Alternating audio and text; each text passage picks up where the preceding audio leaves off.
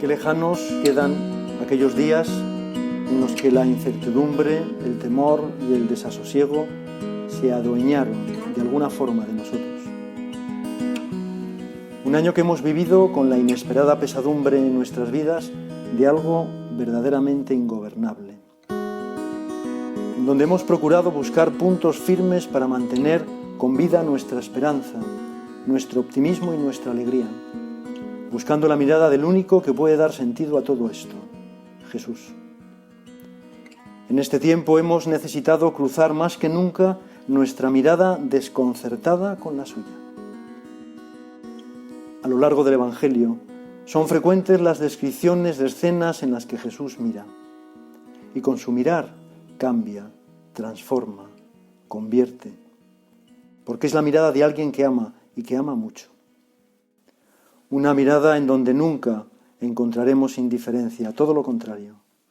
Una atención y preocupación por las personas que es única, porque Dios a nosotros nos ama uno a uno. ¿No sentís reconfortados ante la posibilidad de descansar nuestra mirada con quien nos ama tanto? Precisamente en esta meditación consideraremos a la luz del Evangelio en qué consiste el cruzar nuestras miradas con la mirada de Jesús. ¿Cuál debe ser nuestra actitud al mirar a Cristo? ¿Cuáles son los efectos de esa mirada en nuestra vida? Aprenderemos a vencer tantos desasosiegos de la vida presente, en el momento actual, en el día a día, y también a mirar con serenidad y esperanza, aunque podamos tener una perspectiva de horizontes grises o de incertidumbres tenebrosas. Pero antes de mirar a Cristo, es relevante considerar cómo nos mira Él, porque su mirada nos precede. Decía San Juan Pablo II casi a gritos en una intervención ante jóvenes chilenos: deseo que experimentéis una mirada así, deseo que experimentéis la verdad de que Cristo os mira con amor. Se puede también decir que en esa mirada amorosa de Cristo está contenida casi como en resumen y síntesis toda la buena nueva. No sabemos cómo serían los ojos de Jesús, pero sí sabemos bastante de sus miradas. Las hubo de toda clase, de amor, de sufrimiento, compasivas, de ternura, alegres, de esperanza, miradas cansadas. Esas miradas debieron de ser tan expresivas que llenarían de amor y de gozo los corazones de sus oyentes y de las demás afectos y emociones que de manera clara traslucía. Leemos en el Salmo 139, Jesús, tú me escudriñas y me conoces, sabes cuándo te sigo y cuándo me levanto. Penetras en mis pensamientos desde lejos, me escudriñas cuando camino y cuando descanso. Jesús nos mira con el amor que produce el conocimiento profundo que tiene de nosotros mismos. Y precisamente porque nos conoce, nos mira con cariño. Seguro que recordáis cuando aprendíamos de memoria en el catecismo que Dios conoce lo pasado, lo presente y lo futuro y hasta los más ocultos pensamientos. Hasta el último pliegue de nuestra alma es conocido por Dios. En expresión de San Agustín, Dios es más íntimo a nosotros que nosotros mismos. Jesús en el templo, cuenta el Evangelio, sentado frente al gazofilacio, mira a los que echaban monedas de cobre. Al llegar una viuda pobre, vio cómo echaba 2 monedas pequeñas. Pero la mirada de Jesús iba mucho más allá de esas pocas monedas.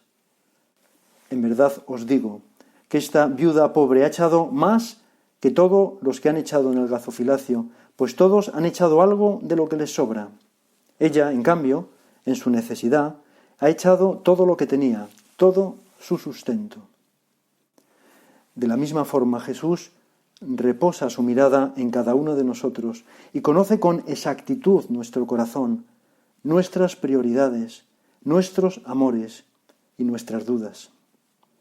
Se adentra tanto en las zonas iluminadas por la gracia como en aquellas otras más oscuras, dominadas quizá por el egoísmo. Pero Él nos ama igual. En ocasiones podemos dudar de que la gente nos quiera porque en realidad no conoce cómo somos, no conoce nuestras miserias ni nuestro mundo interior, a veces tan complicado. Sin embargo, tenemos el convencimiento de que Dios nos ama con un conocimiento exacto de quién somos y de cómo somos. En el Evangelio, donde encontramos la vida de Jesús y, como decía San José María, donde también debemos encontrar nuestra propia vida, se señalan muchas miradas cruzadas con Cristo, miradas que no dejan nunca indiferente. Jesús mira a cada uno y a la humanidad entera. Se compadece de las multitudes, pero no las contempla como masa anónima. De todos pide amor en singular.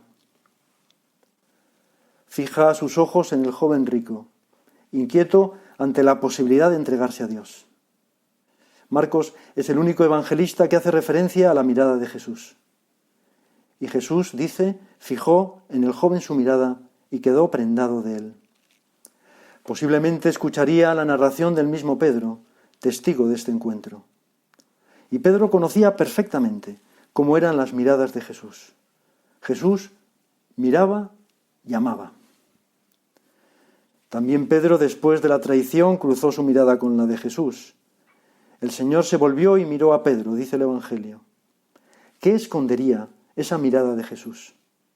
No me cabe ninguna duda que habría en ella comprensión y cariño, sin ningún reproche amargo, serenidad y paz, y sobre todo, Pedro descubrió en la mirada de Jesús que él ya sabía lo que iba a suceder. A pesar de todo, le mira, le ama y amándole le perdona.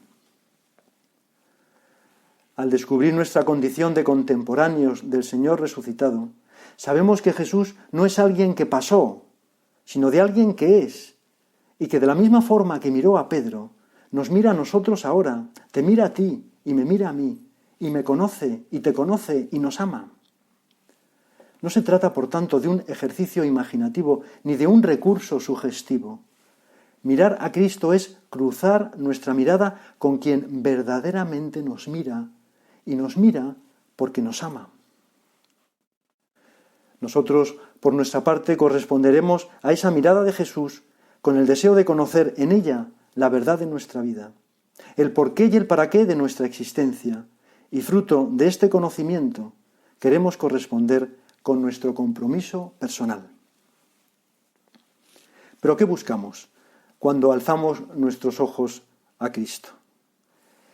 En primer lugar, buscamos necesariamente que nos cure. Jesús es doctor, es médico.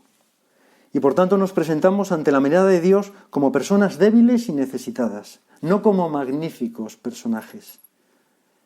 En ocasiones podemos estar tentados de mirar a Dios con el envoltorio de unos grandes personajes, de los que hacen de la vida un teatro donde se actúa, de los que se presentan con una máscara.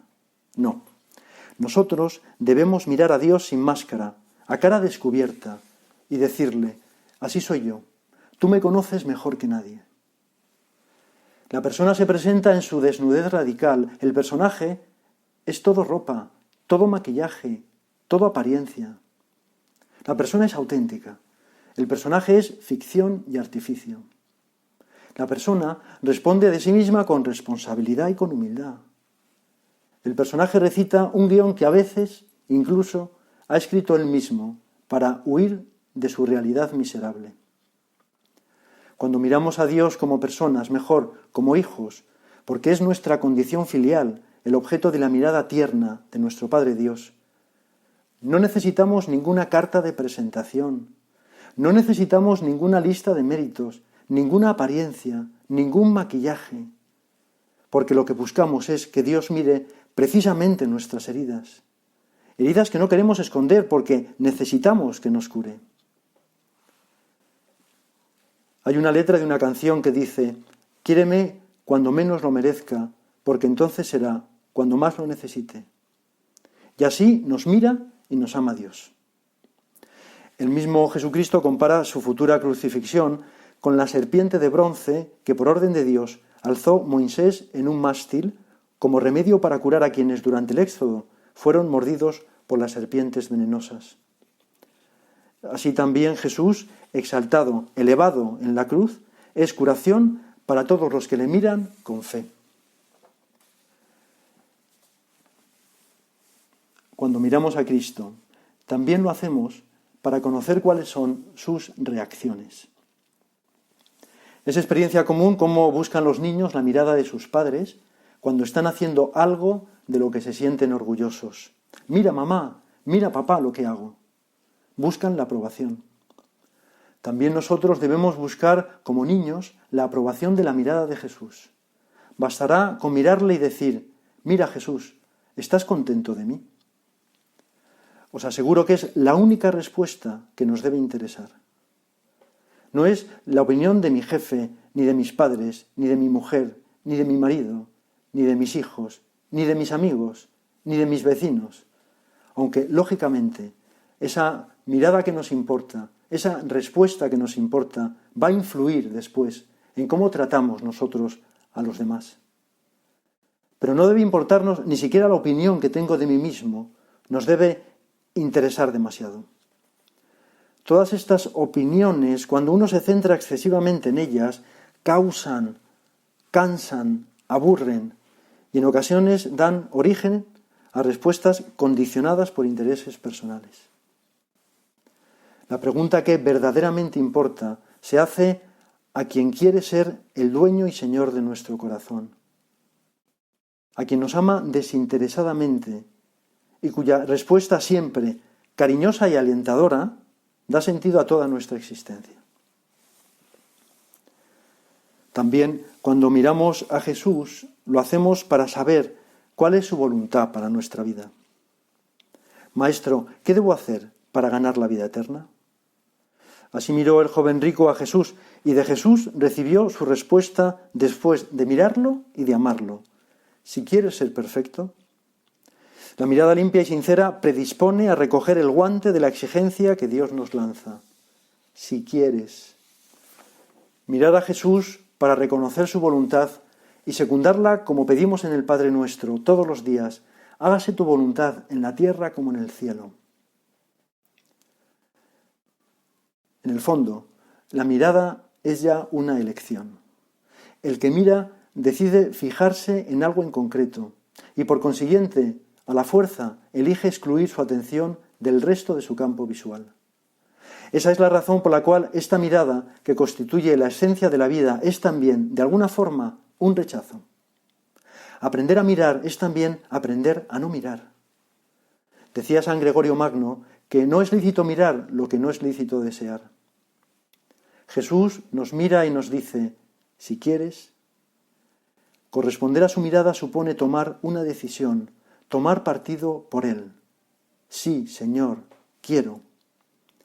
Y no te importe si lo que te pide es fácil, difícil o imposible, porque al final será siempre Él quien lo realice, si le dejamos. La experiencia del Te basta mi gracia de Jesús a San Pablo es luz que alumbra la ceguera de nuestro voluntarismo. Cuando planteamos nuestra vida cristiana como un continuo dar saltos mortales en el heroísmo, como lo describía Benedicto XVI, en vez de un sencillo caminar junto a Jesús, fijando en Él nuestra mirada. Y muchas veces nos dirigiremos a Jesús pidiéndole que nos ayude.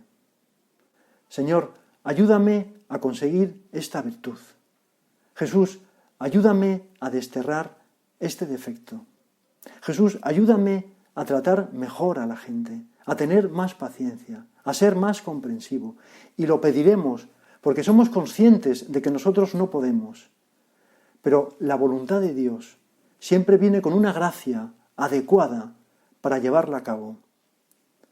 Por tanto, que no nos dé miedo qué es lo que Dios nos pida, porque nosotros haremos lo que podamos y pediremos lo que no podamos. También cuando buscamos la mirada de Jesús, lo hacemos para encontrar consuelo y seguridad, y posiblemente en este tiempo especialmente. Jesús, si tú estás conmigo, ¿quién podrá estar contra mí? El Señor es mi luz y mi salvación, ¿a quién temeré? Leemos en el Salmo. Mirarle y perdernos en su mirada mientras le decimos, Jesús, en tus manos abandono lo pasado, lo presente y lo futuro, lo pequeño y lo grande, lo poco y lo mucho, lo temporal y lo eterno, como nos recomendaba San José María. Y después descansar en la convicción de que todo esto no puede estar en mejores manos. El Papa Francisco decía que mirar a Jesús purifica nuestra vida y nos prepara para mirar todo con ojos nuevos. ¿Cuántas personas olvidadas necesitan urgentemente ver el rostro del Señor para volver a encontrarse a sí mismas? El hombre de hoy vive a menudo en la inseguridad, parece no tener consistencia, hasta el punto de quererse aferrar fácilmente por el miedo. Pero entonces, ¿qué esperanza puede haber en este mundo? ¿Cómo puede el hombre encontrarse a sí mismo y volver a tener esperanza? No puede hacer esto solo a través del razonamiento o de la estrategia. He aquí el secreto de la vida, el que nos hace salir del anonimato, termina diciendo el Papa, fijar la mirada en el rostro de Jesús y familiarizarnos con él. Y por último, buscar la mirada de Cristo nos lleva necesariamente a llevarla a los demás. No podemos mirar solo hacia abajo, debemos levantarnos y mirar hacia las cosas de arriba. Como Moisés, que después de hablar con Dios cara a cara, como se habla con un amigo, le resplandecía su rostro, radiante.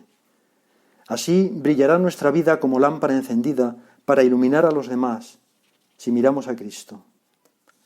Como dice el autor de la carta a los Hebreos, continuemos corriendo con perseverancia la carrera emprendida, fijos los ojos en Jesús. Y entonces recibiremos la alabanza del mismo Cristo y sentiremos la responsabilidad de reflejar en nuestro rostro el rostro amable de Jesús y de transmitir paz, alegría y serenidad. Jesús decía, bienaventurados los ojos que ven lo que vosotros veis, porque os digo que muchos profetas y reyes quisieron ver lo que vosotros veis y no lo vieron, y oír lo que vosotros oís y no lo oyeron. Es un privilegio encontrarnos con la mirada de Dios. Y es una responsabilidad saber que Dios cuenta con nosotros para dar su mirada a los hombres. ¿Cuánto de María tendría la mirada de Jesús? En cuanto hombre, Jesús era todo de María y reflejaría en su rostro el rostro inmaculado de su madre. Mira a María como se mira una estrella para encontrar a Dios a través de su mirada.